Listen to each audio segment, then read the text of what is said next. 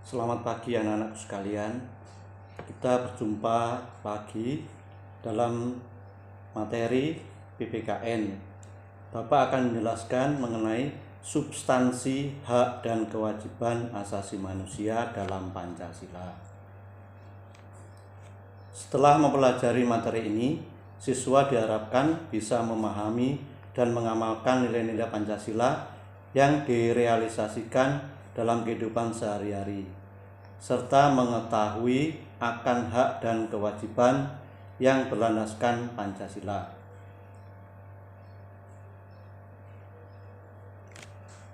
Karakteristik atau pola penegakan hak asasi manusia di setiap negara berbeda-beda antara negara satu dengan negara lainnya. Hal ini dikarenakan dipengaruhi oleh ideologi, kebudayaan, dan nilai-nilai khas yang dimiliki suatu negara. Sebagai contoh, di negara Indonesia, dalam proses penegakan hak asasi manusia berlandaskan pada ideologi Pancasila yang mengedepankan keseimbangan antara hak dan kewajiban, mengedepankan nilai-nilai kemanusiaan, serta sangat menghormati hak dan kewajiban asasi manusia melalui nilai-nilai yang terkandung di dalamnya. Nilai-nilai itu dikategorikan menjadi 3, yaitu nilai dasar, nilai instrumental, dan nilai praksis. Yang pertama, hak dan kewajiban asasi manusia dalam nilai dasar Pancasila. Nilai dasar yaitu nilai yang berkaitan dengan kelima sila Pancasila yang bersifat universal dan tetap, serta melekat pada kelangsungan hidup negara. Yang kedua, hak dan kewajiban asasi manusia dalam nilai instrumental Pancasila. Nilai instrumental merupakan penjabaran dari nilai-nilai dasar Pancasila yang sifatnya lebih khusus, yang perwujudannya berbentuk ketentuan konstitusional dari Undang-Undang Dasar Negara Republik Indonesia tahun 1945 sampai dengan peraturan daerah. Adapun peraturan perundang-undangan yang menjamin hak asasi manusia sebagai berikut. Undang-Undang Dasar Negara tahun 1945 pasal 20A sampai J. TAP MPR nomor 17 garis miring MPR garis miring tahun 1940 tentang HAM, yang di dalam TAP MPR tersebut terdapat piagam hak asasi manusia Indonesia. Ketentuan dalam undang-undang organik yaitu contohnya Undang-Undang RI nomor 5 tahun 1998 tentang konvensi menentang penyiksaan dan perlakuan atau penghukuman yang kejam, tidak manusiawi atau merendahkan martabat manusia. Yang kedua, Undang-Undang RI nomor 39 tahun 1999 tentang hak asasi manusia. Undang-Undang RI nomor 26 tahun 2000 tentang pengadilan hak asasi manusia. Undang-Undang RI nomor 11 tahun 2005 mengenai Konvenan Internasional tentang hak sipil dan politik. Undang-Undang RI nomor 12 tahun 2005 tentang Kovenan Internasional Hak Ekonomi, Sosial, dan Budaya. Yang berikutnya, ketentuan dalam peraturan pemerintah pengganti undang-undang atau Perpu nomor 1 tahun 1999 tentang pengadilan hak asasi manusia. Ketentuan dalam peraturan pemerintah. Contohnya, peraturan pemerintah nomor 2 tahun 2002 tentang tata cara pelindungan terhadap korban saksi dalam pelanggaran hak asasi manusia berat. Ketentuan dalam peraturan presiden atau Kepres. Contoh yang pertama, Kepres nomor 50 tahun 1993 tentang Komisi Nasional Hak Asasi Manusia. Kedua, Kepres nomor 83 tahun 1998 tentang kebebasan berserikat dan perlindungan untuk berorganisasi. Contoh yang ketiga, Kepres nomor 31 tahun 2001 tentang pembentukan pengadilan HAM pada Pengadilan Negeri Jakarta Pusat, Surabaya, Medan, dan Pengadilan Negeri Makassar.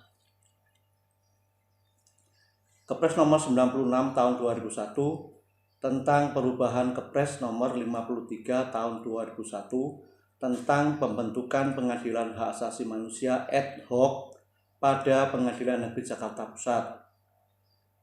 Kepres nomor 40 tahun 2004 tentang Rencana Aksi Nasional Hak Asasi Manusia Indonesia tahun 2004 sampai 2009. Hak dan kewajiban asasi manusia dalam nilai praksis Pancasila. Nilai praksis merupakan realisasi dari nilai-nilai instrumental Pancasila, yaitu suatu pengalaman dalam kehidupan sehari-hari yang senantiasa berkembang dan selalu dapat dilakukan perubahan dan perbaikan sesuai perkembangan zaman serta aspirasi dari masyarakat. Hal ini dikarenakan Pancasila merupakan ideologi yang terbuka. Hak asasi manusia dalam nilai praksis Pancasila dapat terwujud apabila nilai-nilai dasar dan instrumen Pancasila itu dapat dilaksanakan dalam kehidupan sehari-hari oleh seluruh warga negara.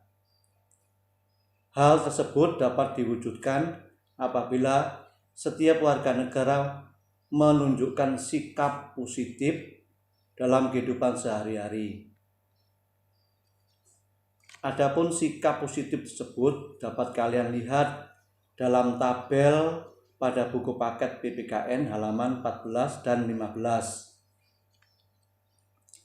Pelajarilah ini sebagai salah satu bahan ulangan mengenai sikap positif sesuai dengan Pancasila. Dan berikutnya, kasus pelanggaran hak asasi manusia. Yang pertama, penyebab pelanggaran hak asasi manusia. Hal ini disebabkan oleh yang pertama, faktor internal, yaitu dorongan untuk melakukan pelanggaran HAM yang berasal dari diri si pelaku pelanggar HAM yang meliputi sikap egois atau terlalu mementingkan diri sendiri. Sikap ini akan menyebabkan seseorang untuk selalu menuntut haknya, sementara kewajibannya sering diabaikan. Sikap seperti ini akan menghalalkan segala cara supaya haknya terpenuhi, meskipun cara tersebut melanggar hak orang lain. Contoh yang berikutnya, rendahnya kesadaran hak asasi manusia.